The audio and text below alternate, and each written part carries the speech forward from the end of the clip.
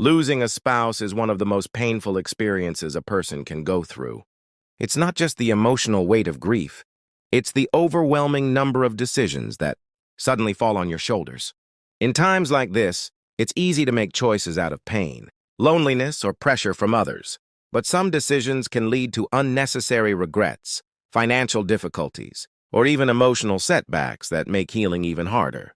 The truth is, while grief is personal, there are certain things you should always think twice about before saying yes to. In this video, we'll discuss 5 things you should say no to after losing a spouse. Mistakes that many people unknowingly make, only to realize later that they weren't truly ready. These are the pitfalls that can make an already difficult time even more complicated.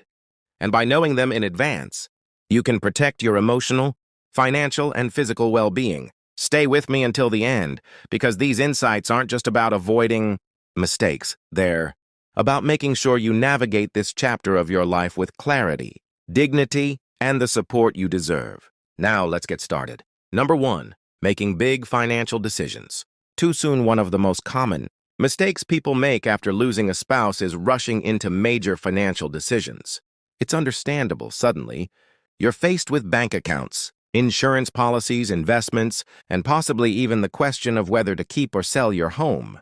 In the midst of grief, it can feel like taking immediate action will provide stability or a sense of control. But the reality is, grief clouds judgment, and making irreversible financial choices too soon can lead to regrets down the road.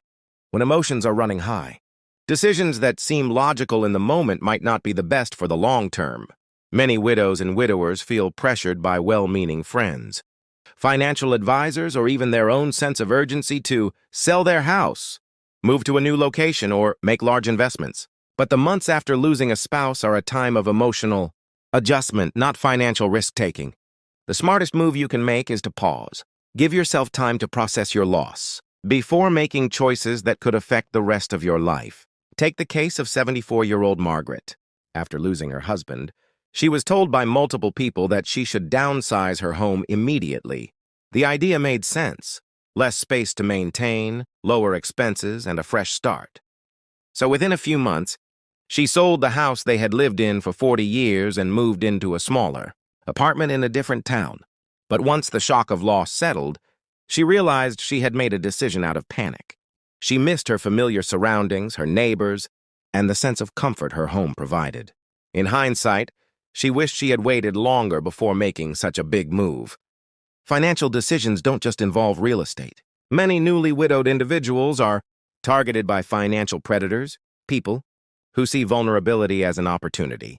Whether it's unsolicited investment opportunities, high-pressure sales tactics, or even well-intentioned but uninformed advice from friends, it's crucial to be cautious. If someone is urging you to sign papers, make a major withdrawal, or invest in something quickly, take a step back. The best financial decisions are rarely the ones made in a rush. Another common mistake is giving away money or assets too quickly.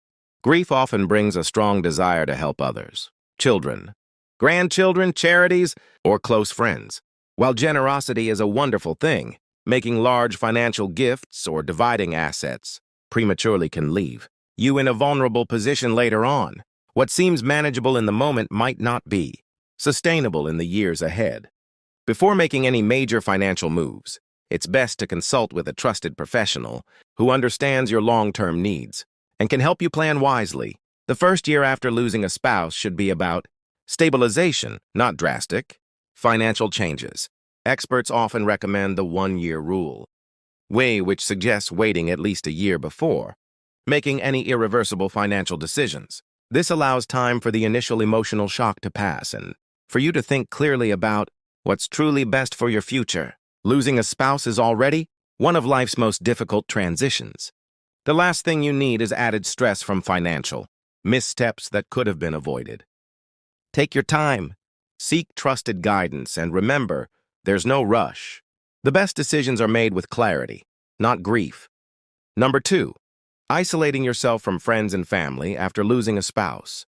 It's natural to want time alone. Grief is deeply personal, and sometimes solitude feels like the only way to process the pain. But while taking moments to yourself is important, completely shutting out friends and family can lead to an even deeper sense of loneliness, one that makes healing harder. Many people fall into the habit of withdrawing, telling themselves they just need more time.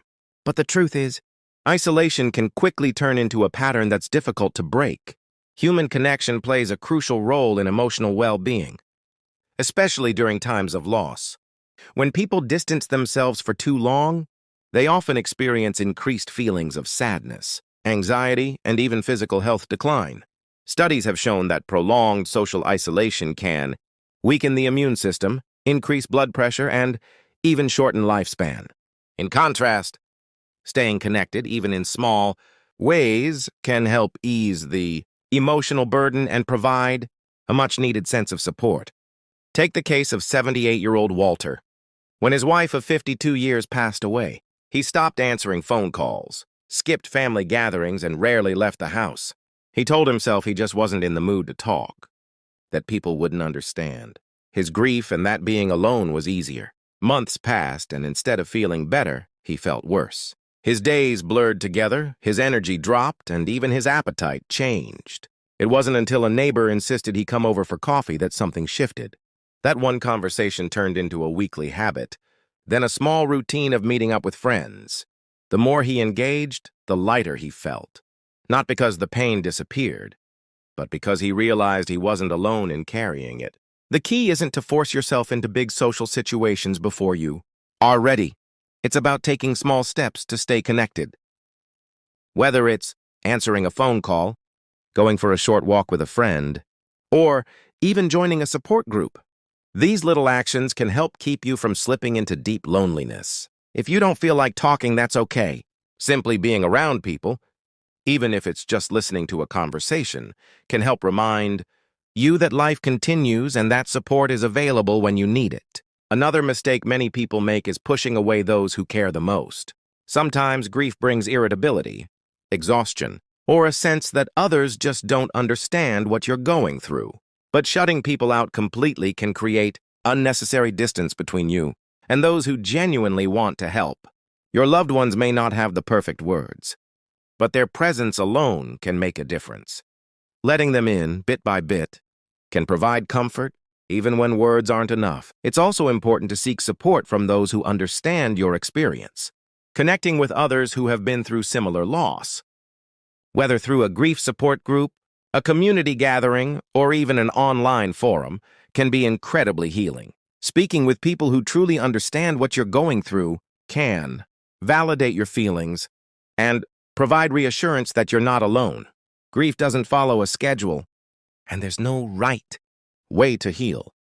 But staying completely isolated only makes the journey harder.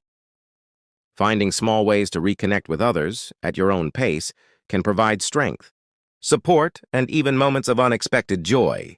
Remember, you don't have to carry the weight of loss alone. There are people who care, who want to be there for you, and who can help you move forward, one step at a time.